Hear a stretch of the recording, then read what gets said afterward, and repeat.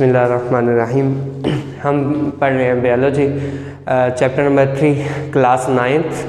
तो पिछले लेक्चर में हमने बायोडाइवर्सिटी का जो चैप्टर है वो स्टार्ट से पढ़ा था और हमने ये पढ़ा था कि बायोडाइवर्सिटी क्या होती है और बायोडाइवर्सिटी की इम्पोर्टेंस क्या है। तो आज वाले लेक्चर में हम पढ़ेंगे अबाउट क्लासिफिकेशन। क्लासिफिकेशन जो है उसकी डेफिनेशन से पहले हम ये पढ़ेंगे कि हमने क्लासिफिकेशन में पढ़ना क्या है। सबसे पहली बात कि क्लासिफिकेशन क्यों की जाती है, मतलब व्हाई क्लासिफिकेशन क्यों की जाती है, और सेकंड क्वेश्चन जो है हाउ क्लासिफिकेशन कैसे की जाएगी।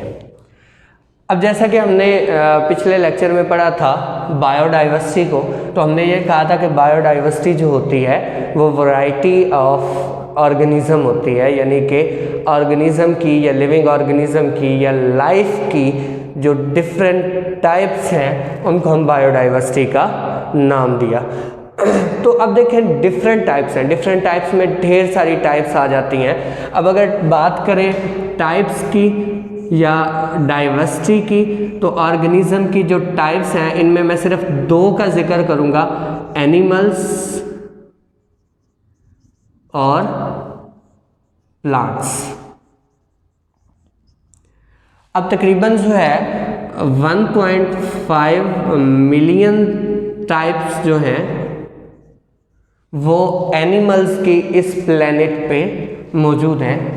इसके अलावा 0.5 मिलियन टाइप्स जो हैं वो प्लांट्स की इस प्लेनेट पे मौजूद हैं। ये जो सारी टाइप्स हैं, ये वाली 1.5 मिलियन एनिमल्स की, 0.5 मिलियन प्लांट्स की, ये इस प्लेनेट पे सारे लिविंग ऑर्गेनिज्म का एक छोटा सा हिस्सा है। एक बहुत बड़ी तादाद में, बहुत बड़ी जो है वो टाइप्स में जो है वो दूसरे लिविंग ऑर्गेनिज्म जो है वो इस प्लेनेट पे मौजूद हैं। उनके लिहाज से, उनके हिसाब से अगर देखा जाए तो ये एक बहुत छोटी सी मिकदार बनती है। और हर प्लेनेट जो हर ऑर्गेनिज्म इस प्लेनेट के ऊपर मौजूद है, अकॉर्डिंग टू साइंटिस्ट वो बैक्टीरिया से वजूद में आया है, यानी कि वो वजूद में आया है सिंपलेस्ट से कॉम्प्लेक्स में। अब अगर देखा जाए सिंपलेस्ट जो है वो बैक्टीरिया होते हैं लिविंग ऑर्गेनिज्म में, जो जिनके सेल की कॉन्फ़िगरेशन सबसे सिंपल होती है या सिंपलेस्ट होती है वो बैक्टीरिया की होती है, और जो सबसे कॉम्प्लेक्स हैं वो ह्यूमन बीइंग्स हैं। अब देखिए अकॉर्डिंग टू साइंटिस्ट जितनी भी लिविंग ऑर्गेनिज्म है उनमें इंक्लूड ह्यूमन भी, वो बैक्टीरिया से एवोल्यूशन की वजह से बने हैं। अब ये जो ऑर्गेनिज्म है इनका हर एक का अपना अपना वे ऑफ लाइफ है, वो अपनी लाइफ अपने अपने तरीके से गुजार रहे हैं। अब जैसा कि देखा जाए लाइफ स्टाइल में बहुत सारे कैरेक्टरिस्टिक्स आ जाते हैं, जिनमें एक हैबिटेट है। अगर हैबिटेट के लिहाज से देखा जाए तो कुछ ऑर्गेनिज्म जो हैं वो ऐसे हैं जो सीज एंड ओशंस में रहते हैं, कुछ ऑर्गेनिज्म जो है वो लैंड पे रहते हैं, ठीक है जी। कुछ ऑर्गेनिज्म जो है वो फ्लाई करते हैं, जैसा कि बर्ड्स है। अच्छा, जो लैंड पे रहने वाले ऑर्गेनिज्म हैं इनमें से कुछ जो है वो 2 लेग्स पे मूव करते हैं, और इनमें से कुछ जो हैं वो 4 लेग्स पे मूव करते हैं, ठीक है जी। हैबिटेट के लिहाज से जो है वो ये तकरीबन 2 हैबिटेट मैंने यहाँ पे डिस्कस किए हैं। इसके अलावा लैंड के ऊपर एक तीसरा हैबिटेट होता है जिसको हम फॉरेस्ट का नाम देते हैं। मतलब ये कि हैबिटेट के लिहाज से, अब ये एक करैक्टर है किसी भी ऑर्गेनिज्म का, हैबिटेट। अब हैबिटेट के लिहाज से देखें ऑर्गेनिज्म में इतनी सारी वैरायटीज़ जो है वो मौजूद हैं। इसके अलावा अगर वे ऑफ लाइफ देखा जाए हैबिटेट के अलावा, तो वे ऑफ लाइफ में जो है वो गेटिंग फूड आ जाता है। हर ऑर्गेनिज्म का जो है ख़ास टाइप का वे ऑफ गेटिंग फूड जो है वो डिफरेंट होता है। इसके अलावा हैंडल अनफेवरेबल कंडीशन,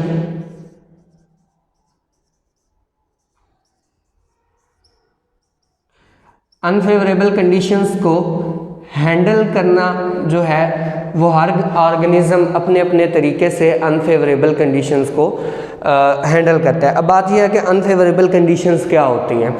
किसी भी ऑर्गेनिज्म के रहने के लिहाज से जो उसको प्रॉब्लम्स फेस करनी पड़ती हैं, चाहे वो मौसम के हवाले से हो, चाहे वो किसी ज़मीन में या मिट्टी के हवाले से, या कोई और एक्सटर्नल फैक्टर्स की वजह से जो उनको प्रॉब्लम फेस करनी पड़ रही हैं, उनको हम अनफेवरेबल कंडीशंस का नाम देते हैं। इसी तरह अनफेवरेबल कंडीशन के बाद आ जाता है रिप्रोडक्शन।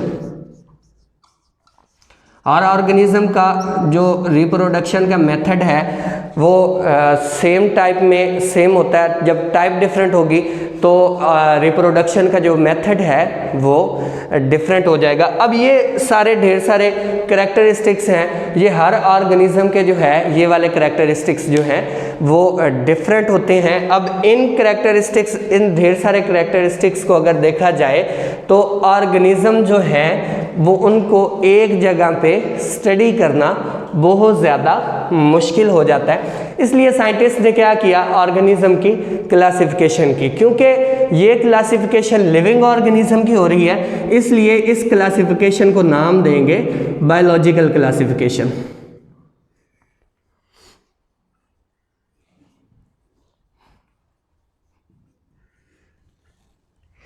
और ये बायोलॉजिकल क्लासिफिकेशन जो है ऐसा मेथड होता है जिसमें बायोलॉजिस्ट लिविंग ऑर्गेनिज्म को डिवाइड करते हैं इनटू ग्रुप्स एंड सब ग्रुप्स।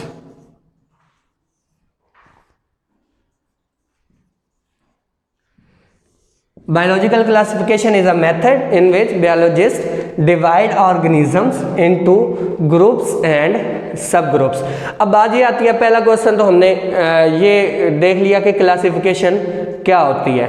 अब दूसरा क्वेश्चन हमारे पास ये आता है कि क्लासिफिकेशन की क्यों जाती है। तो उसके लिए हम पढ़ेंगे AIIMS of classification.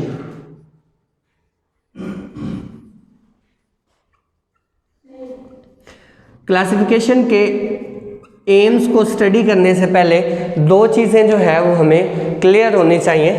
First is taxonomy and second is systematics. Taxonomy से रिलेटेड आप पहले जो है फर्स्ट चैप्टर में टैक्सोनॉमी से रिलेटेड जो है वो आप फर्स्ट चैप्टर में पढ़ चुके हैं। Next is systematics. टैक्सोनॉमी क्या होता है कि ऐसी बायो की ब्रांच होती है जिसमें हम क्लासिफिकेशन करते हैं। सिस्टमैटिक्स जो है वो बायो की ऐसी ब्रांच होती है जिसमें हम क्लासिफिकेशन के साथ साथ जो है वो किसी भी ऑर्गेनिज्म की एवोल्यूशनरी हिस्ट्री भी ट्रेस करते हैं। अब यहाँ पे एक वर्ड आया है एवोल्यूशनरी हिस्ट्री।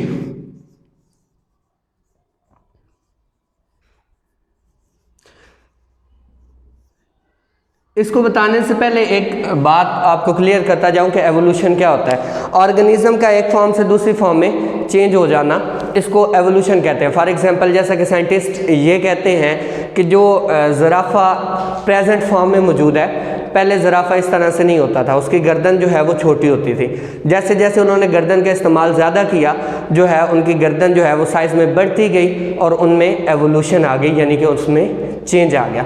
इस चीज़ को हम नाम देते हैं एवोल्यूशन। अब यहाँ पे एवोल्यूशनरी हिस्ट्री से मुराद क्या है, जैसा कि मैंने पहले यहाँ पे एक चीज़ बताई है कि अकॉर्डिंग टू बायोलॉजिस्ट जितने भी ऑर्गेनिज्म जो हैं वो प्रेजेंट फॉर्म में मौजूद हैं वो सारे बैक्टीरिया से बने हैं। बैक्टीरिया के अंदर एवोल्यूशन होती गई, डिफरेंट ऑर्गेनिज्म बनते गए। अब जैसा कि फॉर एग्जांपल मैं ये बात करता हूँ कि ये एक बैक्टीरिया है, इस बैक्टीरिया के अंदर एवोल्यूशन हुई तो इस जगह पे कोई और ऑर्गेनिज्म बन गया, फिर नेक्स्ट एवोल्यूशन के नतीजे में यहाँ पे कोई और ऑर्गेनिज्म बना, फिर नेक्स्ट एवोल्यूशन मोर कॉम्प्लेक्सिटी प्रोड्यूस होती गई, फिर एक और ऑर्गेनिज्म बन गया, फिर फॉर एग्जांपल मैं ये कह देता हूँ यहाँ पे जाके जो है वो ह्यूमन बन गए।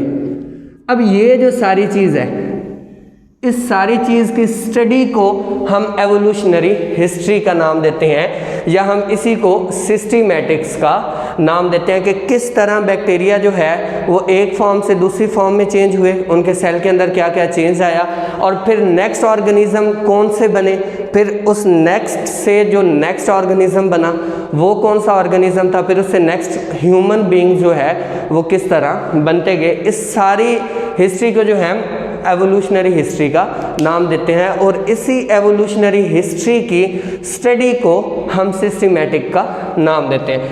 अब आते हैं एम्स ऑफ क्लासिफिकेशन की तरफ। तो इस तरह टैक्सोनॉमी और सिस्टमैटिक से रिलेटेड क्लासिफिकेशन के दो एम्स बनते हैं। फर्स्ट एम जो है वो ये है कि ऑर्गेनिज्म में सिमिलरिटीज़ और डिफरेंसेस को स्टडी करना।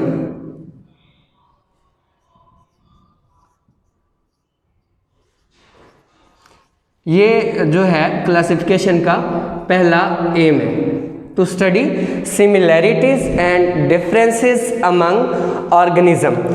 एंड सेकंड जो एम है क्लासिफिकेशन का वो ये है कि ट्रेस एवोल्यूशनरी हिस्ट्री।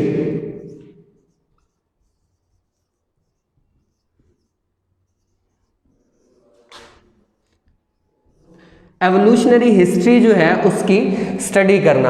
अब देखिए एक ऑर्गेनिज्म ह्यूमन की मैंने बात की, ह्यूमन जिससे बने हैं वो ह्यूमन के इंसेस्टर्स हैं, और फिर वो चीज़ जिससे बनी वो उस चीज़ का इंसेस्टर्स है। अब अगर देखा जाए तो जितने भी ऑर्गेनिज्म हैं उनके कॉमन इंसेस्टर्स जो हैं वो बैक्टीरिया हैं, क्योंकि अकॉर्डिंग टू बायोलॉजिस्ट जितने भी ऑर्गेनिज्म प्रेजेंट फॉर्म में मौजूद हैं वो सारे बैक्टीरिया से बने हैं। इसलिए बैक्टीरिया जो हैं वो ऑल लिविंग ऑर्गेनिज्म के कॉमन इंसेस्टर्स हैं।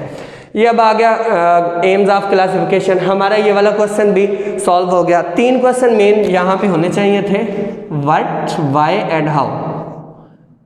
ये क्वेश्चन हमने क्लियर कर लिया कि क्लासिफिकेशन होती क्या है। ये सेकंड वाला भी हमने क्लियर कर लिया कि क्लासिफिकेशन क्यों की जाए, मेन इसके एम्स क्या हैं, वजह क्या है क्लासिफिकेशन करने की। अब तीसरी चीज़ हमने ये देखनी है हाउ, कि क्लासिफिकेशन की कैसे जाती है। तो इसको हम नाम देते हैं बेसिस ऑफ क्लासिफिकेशन।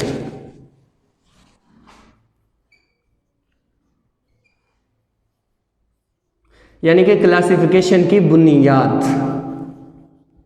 कि किस बुनियाद पे लिविंग ऑर्गेनिज्म की क्लासिफिकेशन की जाती है। अब देखें वैरायटी ऑफ ऑर्गेनिज्म जो है इस प्लेनेट पे मौजूद है, उन वैरायटी ऑफ ऑर्गेनिज्म को एक ही जगह पे स्टडी करना पहली बात तो बहुत ज़्यादा मुश्किल है। इसलिए ऑर्गेनिज्म के अंदर जो सिमिलैरिटीज़ हैं, इन सिमिलैरिटीज़ की बेस पे ऑर्गेनिज्म को क्लासिफाई किया जाता है। अब मैं यहाँ पे दो ऑर्गेनिज्म का आपको, दो डिफरेंट टाइप के ऑर्गेनिज्म का आपको बताऊंगा। First is sparrow and pigeon. अब ये स्पैरो और पिजन, इन दोनों की स्पीशी जो है वो डिफरेंट है, लेकिन ये दोनों ऑर्गेनिज्म जो हैं वो एक दूसरे से क्लोजली रिलेटेड हैं। इसका मतलब ये है कि इनकी फॉर एग्जांपल ये एवोल्यूशनरी हिस्ट्री है, इनमें कहीं ना कहीं कॉमन चीज़ जो है, कहीं ना कहीं पे जाके इनके इंसेस्टर्स जो हैं वो कॉमन है। फॉर एग्जांपल मैं यहाँ पे ही बात ये कर देता हूँ, बैक्टीरिया से ये वाला ऑर्गेनिज्म बना, फिर उससे ये ऑर्गेनिज्म बना, यहाँ से फॉर एग्जांपल एक और जो है वो चेन चल पड़ी और यहाँ पे जाके स्पैरो बन गई। और फॉर एग्जांपल हम ये कहते हैं कि इसी के अंदर से यहाँ पे एक और ऑर्गेनिज्म बना, फिर आगे जाके जो है वो पिजन बन गया। ये एक एग्जाम्पल है एवोल्यूशनरी हिस्ट्री की। इसका मतलब ये है कि इनकी एवोल्यूशनरी हिस्ट्री में कोई ना कोई पॉइंट जो है किसी न किसी जगह से इनके इंसेस्टर्स जो हैं वो कॉमन हैं, फिर इनमें एवोल्यूशन हुई, यहाँ से एवोल्यूशन होने के नतीजे में एक स्पैरो में चेंज हो गया, एक पिजन के अंदर चेंज हो गया। तो इस तरह जो है ये क्लोजली रिलेटेड हैं क्योंकि इनके इंसेस्टर्स जो हैं वो सेम है, इस वजह से ये क्लोजली रिलेटेड है। एक चीज़ तो ये हो गई कि ऑर्गेनिज्म को जो क्लासिफाई किया जाता है, उनकी क्लासिफिकेशन की जाती है वो सिमिलैरिटीज़ की बेस पे की जाती है। अब ये टू स्टडीड ऑर्गेनिज्म है, इनमें सिमिलैरिटीज़ है। अब इसी तरह to studied organism, for example मैं कहता हूँ कि एक तरफ स्पैरो है, एक तरफ कैट है। अब ये इनमें डिफरेंसेस बहुत ज़्यादा है स्पैरो और कैट के अंदर। इसका मतलब ये है कि इनमें ये वाला जो इंसेस्टर था वो कॉमन नहीं है किसी भी पॉइंट में, वो बैक्टीरिया से अलग तरह से निकले हैं, ये बैक्टीरिया से अलग लड़ी एक चली है एवोल्यूशनरी हिस्ट्री की जिसके अंदर ये बने हैं। तो इस बुनियाद पे जो है, यानी कि एवोल्यूशनरी हिस्ट्री की बुनियाद पे भी जो है वो क्लासिफिकेशन की जाती है। और आजकल जो मॉडर्न जेनेटिक्स है, मॉडर्न जेनेटिक्स जो है हमें एक न्यू जो है वो नॉलेज देती है, जो कि नॉलेज है डीएनए का, deoxyribo nucleic acid. Deoxyribonucleic acid जो है ये हेरिडिटी मटेरियल होता है जो खसूसियात को जो है वो एक जनरेशन से दूसरी जनरेशन के अंदर ट्रांसफ़र करता है, उसको हम डीएनए का नाम देते हैं। फॉर एग्जांपल किसी का हेयर कलर है, किसी की ये कान की लो जो है वो जुड़ी हुई है या अलग है, मैं ह्यूमन की बात कर रहा हूँ। और फॉर एग्जांपल आई कलर है किसी का स्किन कलर है, मोस्टली स्किन कलर भी जो है वो हेरिडिटी मटेरियल के ज़रिए जो है वो ट्रांसफ़र होता है। तो डीएनए जो है वो एक हेरिडिटी मटेरियल है। अब जाहिरी बात है एक ऑर्गेनिज्म का डीएनए किसी दूसरी टाइप के ऑर्गेनिज्म से डिफरेंट होगा, तो इस वजह से डीएनए के अंदर सिमिलैरिटीज़ और डिफरेंसेस की बुनियाद पे भी ऑर्गेनिज्म को जो है वो क्लासिफाई किया जाता है। और बाकी सिमिलैरिटीज़ और डिफरेंसेस एवोल्यूशनरी हिस्ट्री, इन सब से जो इजी वे जो आजकल यूज़ हो रहा है वो मॉडर्न जेनेटिक्स हैं, जो कि डीएनए के थ्रू जो है वो ऑर्गेनिज्म को क्लासिफाई किया जा रहा है। ये हमारा लेक्चर था जिसमें हमने क्लासिफिकेशन के अकॉर्डिंग पढ़ा, क्लासिफिकेशन क्यों की जाती है ये पढ़ा, और थोड़ा सा हमने ये पढ़ा है कि क्लासिफिकेशन किस तरह की जाती है। कल इंशाल्लाह नेक्स्ट चैप्टर के अंदर जो है हम ये पढ़ेंगे कि क्लासिफिकेशन जो है वो उसके अंदर ग्रुप कौन कौन से बने हुए हैं और सब ग्रुप्स किस तरह बनाए जाते हैं। आज का हमारा लेक्चर यही था, और इसके अंदर आप लोगों ने जो है वो बेसिक चीज़ है एम्स ऑफ क्लासिफिकेशन। अगर पेपर के अंदर क्वेश्चन ये आता है what are the aims of classification, तो आपने ये वाले 2 पॉइंट्स लिखने हैं। ये ऊपर टेक्सोनॉमी और सिस्टमैटिक्स की अगर अलग से डेफिनेशन आ जाए वो अलग से लिखनी है, वगरना ये वाले 2 पॉइंट लिखने हैं। ये आपका मेन क्वेश्चन है आज वाले टॉपिक का।